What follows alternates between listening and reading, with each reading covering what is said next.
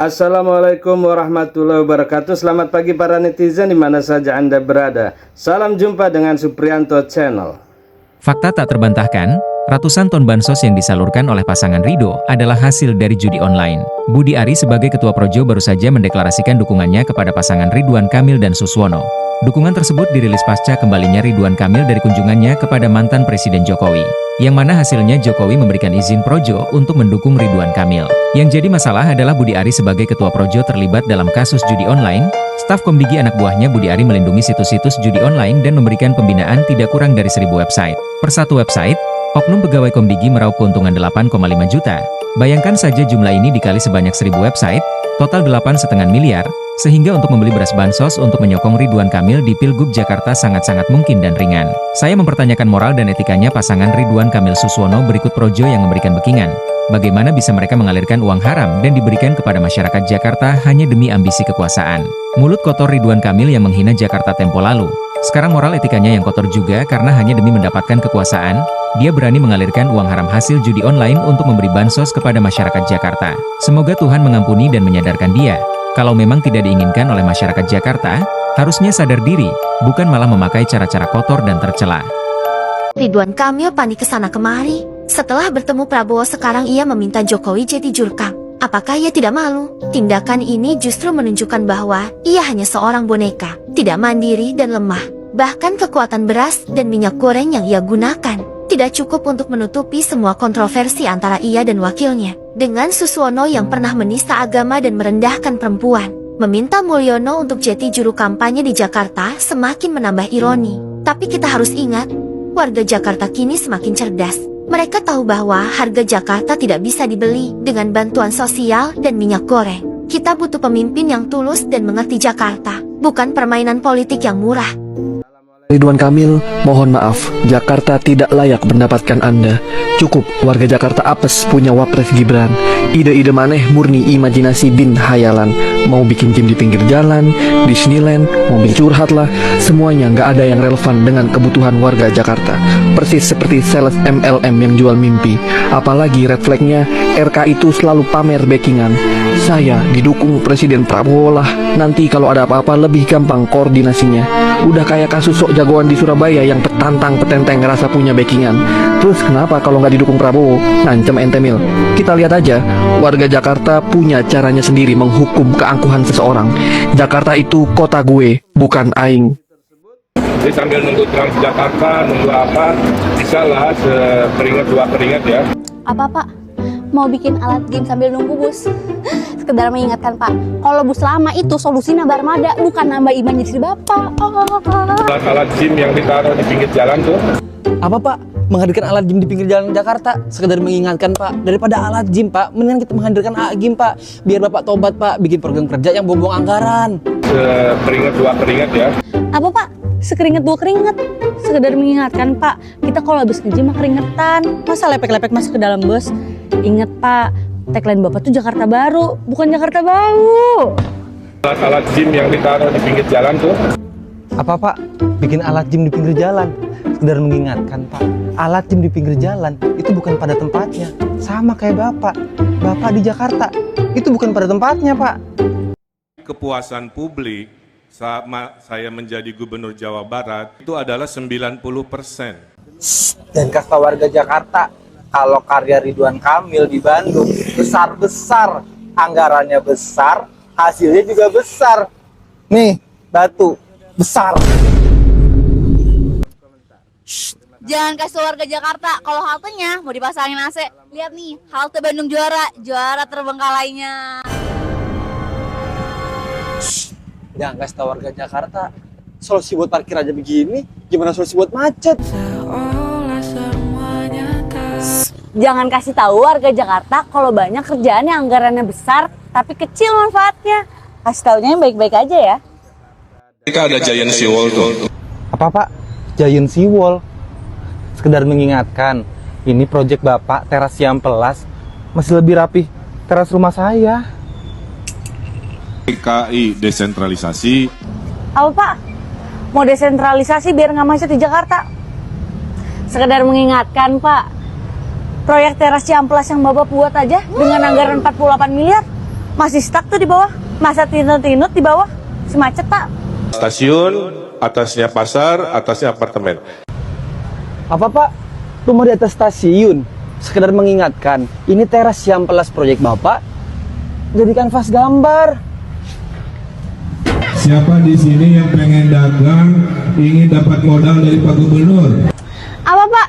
Mau bantu UMKM? Sekedar mengingatkan Pak, UMKM yang Bapak pindahin ke teras yang pelas di atas ini aja.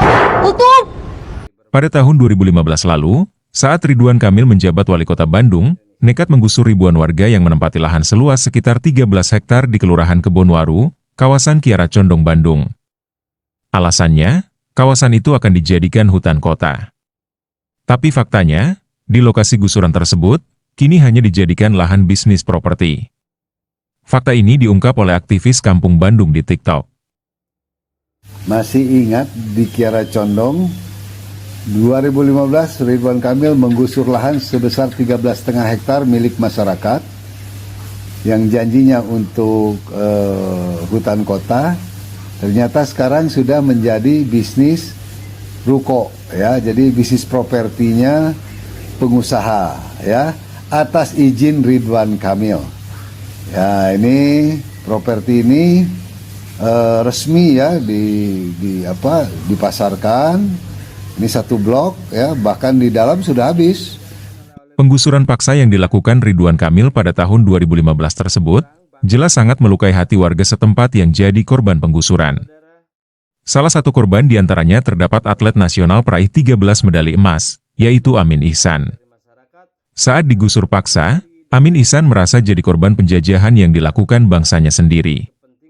Seperti ini videonya saat protes pada tahun 2015 lalu. Negara kita Indonesia memang sudah merdeka 70 tahun yang lalu. Namun kita warga Kebonwaru, Jakarta Selatan, dan Jalan Karawang Kiara Condong ternyata belum merdeka. Kita dijajah oleh bangsa kita sendiri. Wali Kota Bandung membiarkan kita sengsara dengan melakukan pembongkaran oleh pengembang. Kita dijual hanya 5 juta kepada pengembang oleh Bapak Wali Kota yang kita pilih. Tanpa ada perlindungan atas hak kita sebagai manusia, teristimewa sebagai warga. Saya, perwakilan sebagai warga dan sebagai atlet nasional, menjadi korban kesadisan tindakan perusakan mereka atas rumah kita semua. Saya yang mewakili sebagai atlet nasional, saya telah membawa nama bangsa ini harum di tataran internasional dengan semangat mencintai olahraga sebagai arena perjuangan demi masa depan bangsa dan negara. Lagu Indonesia Raya telah berkumandang di antara dunia saat itu. Wujud hasil perjuangan saya sebagai juara medali emas, perunggu dan perak harus selalu diingat. Uang hasil keringat sepanjang saya sebagai atlet adalah modal untuk membangun rumah keluarga saya, tempat tinggal. Cara ini, saya bangun studio musik untuk berusaha menopang hidup setelah saya berhenti sebagai atlet. Membayar pajak, retribusi, dan pajak lainnya kepada negara. Namun, pada tanggal 3 Agustus, 4 Agustus, 5 Agustus, tepat di bulan kemerdekaan ini, semuanya telah hancur berbeko PT Mega Chandra Prabuana dan dibiarkan terjadi oleh wali kota yang dilakukan Satpol PP Kota Bandung. Kita hanya menuntut ganti rugi, nilai bangun rumah yang dirusak dan nilai barang-barang yang dihancurkan oleh pembengkot pada Mega Chandra Prabuana. Saya mengetuk hati yang paling dalam dari wali kota Bandung untuk membuka rasa kemanusiaannya atas tindakan yang merampas hak hidup kita. Bermalam tanpa penerangan, tanpa air bersih, menjauhkan air wudhu dari sholat kita. Tidur di puing-puing di bawah tenda yang tidak layak. Namun, mari kita jadikan semua derita ini sebagai lambang harga diri di atas segalanya. Hanya nyawa milik Allah yang belum dirampas oleh PT Mega Chandra dari badan kita. Kita hidup selama ini bukan jadi pengemis, bukan pemulung, kita wajib pajak dan taat pajak. Tetapi sekarang sudah digembelkan oleh wali kota bersama Bapak Mega Chandra Prabuana. Hidup Karya! Kencang! Hidup Karya! Hidup Karya! Terima kasih.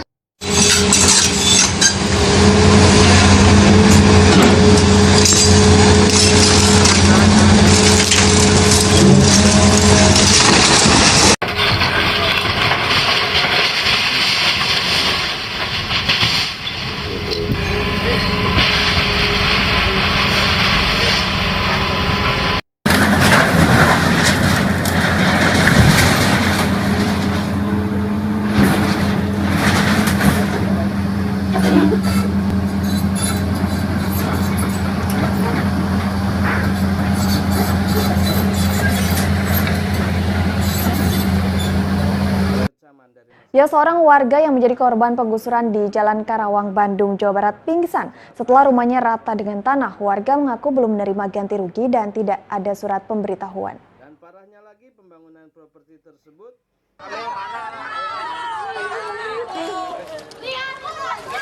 Endah, seorang warga Jalan Karawang, Bandung pingsan setelah tempatnya berteduh rata dengan tanah. Nur Endah pun akhirnya digotong oleh warga dan dievakuasi ke rumah yang belum dibongkar. Warga kesal karena belum menerima ganti rugi dan tidak ada surat pemberitahuan. Pemkot Bandung menilai lokasi pemukiman warga di Jalan Karawang dan Jalan Jakarta Selatan masuk dalam jalur hijau.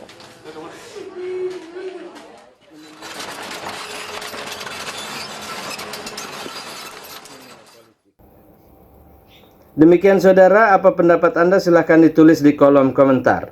Terima kasih telah menyaksikan video ini sampai selesai. Wassalamualaikum warahmatullahi wabarakatuh.